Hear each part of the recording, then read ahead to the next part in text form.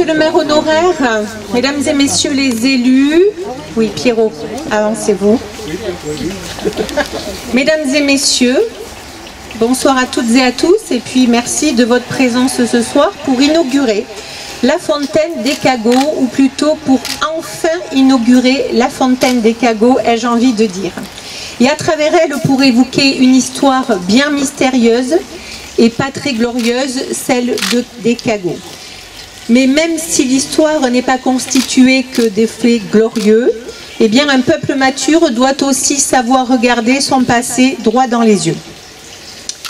Alors pour rappel, le terme Cagot désigne une catégorie de personnes mises au ban de la société dès le Xe siècle et jusqu'au XIXe siècle, principalement en Gascogne, mais aussi en Béarn et sur le piémont pyrénéen. Et cela sous des prétextes divers dont l'origine n'est pas tout à fait claire aujourd'hui encore. L'hypothèse la plus probable néanmoins demeure la lèpre. Des personnes atteintes de la lèpre étaient considérées comme Cagots. La lèpre était fréquente à cette époque et au XIIIe siècle, les lépreux subissaient une mort civile et étaient soumis à de nombreux interdits. Un travail limité au bois, l'interdiction de toucher des marchandises, l'interdiction d'aller sur les fontaines communes, mais l'usage de fontaines propres.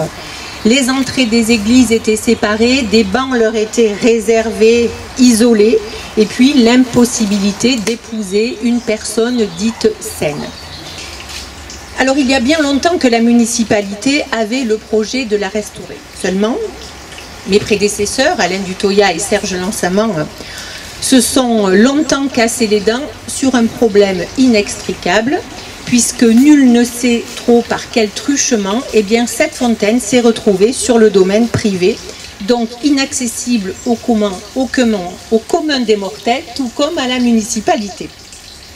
Et malgré de nombreuses démarches, l'ancienne propriétaire n'a jamais voulu céder ou rendre la propriété à la commune de cette fontaine. Alors, ce n'est que lorsque Madame Décile a racheté cette propriété que les choses ont enfin pu avancer. Sollicitée par mon adjointe Carmen Castro, mon voisin, Madame Décile a tout de suite répondu favorablement au projet qui lui a été présenté, à l'histoire qui lui a été racontée, et a cédé à la collectivité une partie de son terrain pour un euro symbolique afin de nous permettre l'accès à cette fontaine et afin de nous permettre de rendre cette histoire aux Cagots. Alors madame, par la voix de la commune, par ma voix, la commune et les Agenmosiens vous disent toute leur reconnaissance aujourd'hui et bien sûr un grand merci pour ce geste.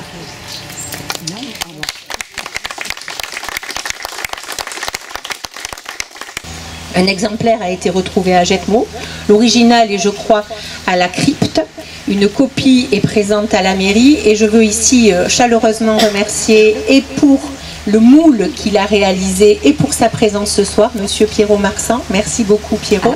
Et merci à la famille Marsan pour tout cet engagement pour les Cagots d'Agetmo.